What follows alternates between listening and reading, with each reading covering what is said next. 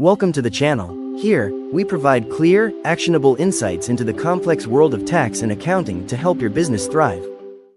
Welcome to this explainer. Look, if you're a CPA, a financial controller, or part of a U.S. accounting firm dealing with cross-border clients, you already know the ground beneath your feet is shifting. And it's shifting fast. We are officially leaving the era of fragmented, voluntary ESG reports behind us, and we're entering a completely new regulatory reality.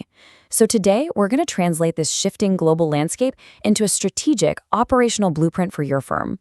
We're going to break down exactly what you need to know to guide your clients through this massive transition. Because let's face it, the reporting pain points for multinational organizations, they're about to multiply exponentially. Let's get into it. To do that, we'll follow this roadmap. First, the ISSB global baseline. Second, EU CSRD and US fragmentation. Third, China embracing double materiality. Fourth, the Philippines and PFRS integration. And finally, the cross-border action plan. Okay, 2026. This right here is the crucial point. By January 2026, the International Sustainability Standards Board, or the ISSB, is officially moving from just being a conceptual framework to becoming the definitive cornerstone of global disclosure. Governments, regulators, and capital markets all over the world are increasingly treating ISSB standards as the absolute reference point. For us as accounting professionals, this means the window for prep is closing. The standards are set and the compliance clocks are literally ticking. And remember, when we talk about a 2026 reporting deadline, we really have to think about the auditing cycle. If 2026 is the active reporting year, well, that means 2025 is often the comparative data year. So those systems, the internal controls, the data collection architectures, they need to be finalized and stress-tested long before that actual deadline hits. So let's start with Section 1, the ISSB Global Baseline. You know, sustainability is absolutely no longer a fringe ESG exercise just relegated to the marketing or PR departments. What started out as an effort to harmonize a messy alphabet soup of voluntary frameworks is now producing standardized, decision-useful financial data. And notice how this links directly to enterprise value.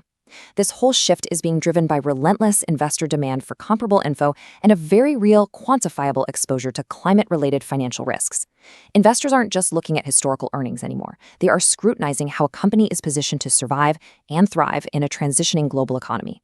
They want to know the cost of carbon pricing, the physical risks to supply chains from extreme weather, and the transition risks of moving to low-carbon technologies. Bottom line, your clients can no longer treat this as just a qualitative narrative exercise. This is core financial reporting that directly dictates how capital gets allocated. Moving on to Section 2, EU CSRD and US fragmentation. Right now, we are operating in a fractured reality that demands some really careful navigation. On one side, the European Union has aggressively raised the global baseline with the Corporate Sustainability Reporting Directive, or CSRD. It is a comprehensive, standardized disclosure regime, and it fundamentally changes the game because it requires mandatory third-party assurance. If a U.S. company has a subsidiary operating within the EU that meets certain revenue thresholds, boom, they're caught in this net. Meanwhile, over in the United States, the federal landscape is still highly fragmented. We're seeing sustained federal resistance to these policies, which means there's no single mandatory nationwide disclosure framework currently in place that mirrors what Europe is doing. But listen, that absolutely does not mean U.S. companies are insulated from these global shifts. Not at all. Because looking strictly at compliance realities, individual state mandates are forcing the issue regardless of what happens at the federal level. The biggest examples right now are coming out of California. SB 253 mandates comprehensive greenhouse gas emissions reporting. And crucially, this includes Scope 1, Scope 2, and the notoriously difficult Scope 3 value chain emissions. That is a massive data lift for literally any organization. Then you have SB 261 covering climate-related financial risk. On top of that, regional initiatives like the Regional Greenhouse Gas Initiative are shaping emissions accountability across multiple states. So for U.S. companies, even without a uniform federal policy, state-level action makes rigorous audit-ready data collection an immediate, unavoidable necessity. Multinationals simply cannot afford to be manually managing 50 different compliance spreadsheets. It's just not going to work. Which brings us to Section 3, China and its embrace of double materiality. Now, you might be asking yourself, why does a U.S. auditor or a financial controller care about China's new corporate sustainability disclosure standards? Well, because your client's supply chain probably lives there. China is rolling out its first unified national framework. Now, sure, it's a phased rollout starting with large listed domestic companies, but it deeply emphasizes transition planning and climate risk, and this is going to dramatically raise expectations for upstream and downstream data credibility. Think about it. If a US-based client sources materials or manufactures components in China, their domestic data requirements just got significantly stricter. They're going to need to extract reliable, verifiable emissions data from their Chinese partners just to satisfy their own reporting obligations under regimes like California's SB 253 or Europe's CSRD. Furthermore, China's framework explicitly introduces a really major concept, double materiality. For us US CPAs who are so accustomed to traditional financial materiality, only looking at how outside events impact a company's bottom line, this is a vital shift to understand. Double materiality means companies must also report on how their corporate activities impact the environment and society. To put it simply, financial materiality asks how a flood might damage a company's factory. Impact materiality asks how that factor's emissions are contributing to the climate patterns that caused the flood in the first place. China is explicitly aligning with leading global practices by making this dual perspective a central expectation, meaning your client's risk assessments and auditing scopes must now comprehensively flow in both directions. Let's look at Section 4, Philippines and PFRS integration. Consider this vital principle. The Philippines isn't just releasing some separate set of green guidelines. No, they are taking the ISSB baseline and anchoring sustainability data directly within their financial reporting ecosystem. They're integrating it right into the Philippine Financial Reporting Standards, or PFRS. Guys, this is a monumental shift in how the profession treats this information. By embedding it into the traditional financial reporting structure, rather than treating it as this alternative side project, they are dictating that sustainability disclosures will be subject to the exact same rigorous internal controls, governance, and board-level oversight as revenue, expenses, and traditional balance sheet items. It's the whole shebang. By integrating this directly into financial reporting, the Philippines is sending a loud signal to global capital markets that this data is critical and decision relevant. For accounting professionals, this translates to a massive operational shift.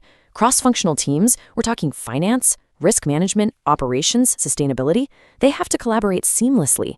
Data silos? They're just no longer an option. The focus is now heavily on rigorous carbon accounting and sophisticated scenario analysis.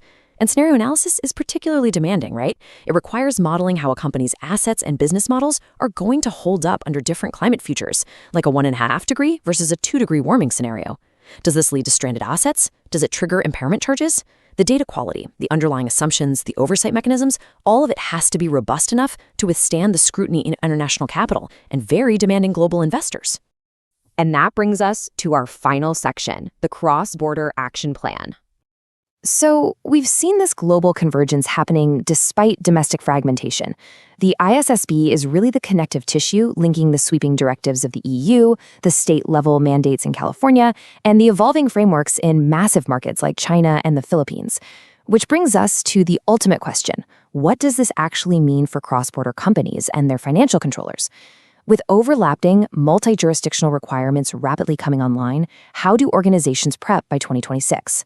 How do you ensure your clients don't run afoul of complex, conflicting audits that could severely damage their market valuation and overall credibility?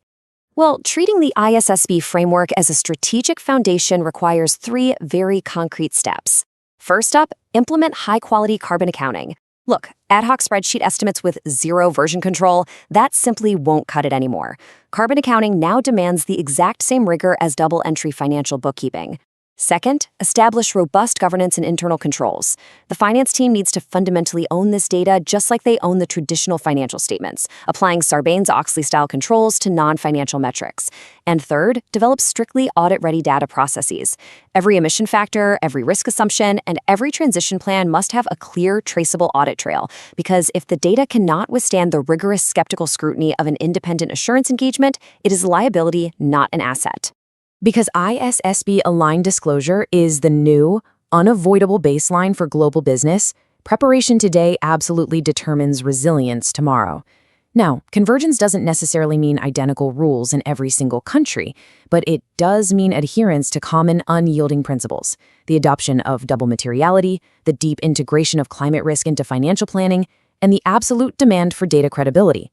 So, the provocative question you have to ask your firm and your clients today is this: are your internal controls truly ready for 2026? Are your systems positioned to provide the bulletproof assurance that tomorrow's market demands? Thank you for joining me for this explainer. Take these critical insights, share them with your cross-functional teams, and let's start building that strategic, audit-ready foundation right now.